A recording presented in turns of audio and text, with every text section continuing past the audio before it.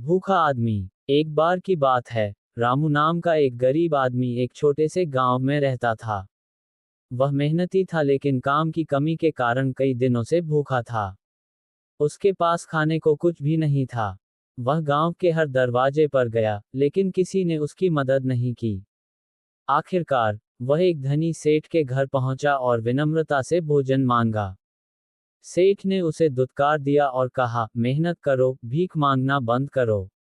ये सुनकर रामू को बहुत दुख हुआ, लेकिन उसने हार नहीं मानी। वह पास के खेत में गया और वहां काम मांगा। खेत के मालिक ने उसे एक दिन की मजदूरी पर काम दे दिया। रामू ने जी जान लगाकर मेहनत की। शाम होते ही मालिक ने उसे अच्छा भोजन और कुछ पैसे दिए। रामू ने खुशी खुशी खाना खाया और सोचा, सच्ची भूख को मिटाने का सबसे अच्छा तरीका मेहनत ही है।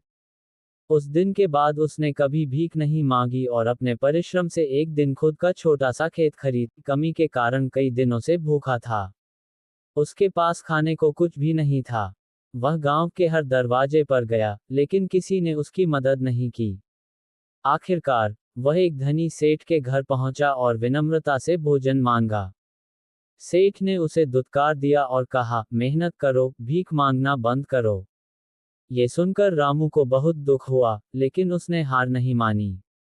वह पास के खेत में गया और वहां काम मांगा। खेत के मालिक ने उसे एक दिन की मजदूरी पर काम दे दिया। रामू ने जी जान लगाकर मेहनत की। शाम होते ही मालिक ने उसे अच्छा भोजन और कुछ पैसे दिए। रामू ने खुशी खुशी खाना खाया और सोचा, सच्ची भूख को मिटाने का सबसे अच्छा तरीका मेहनत ही है। उस दिन के बाद उसने कभी भीख नहीं मांगी और अपने परिश्रम से एक दिन खुद का छोटा सा खेत खरीद।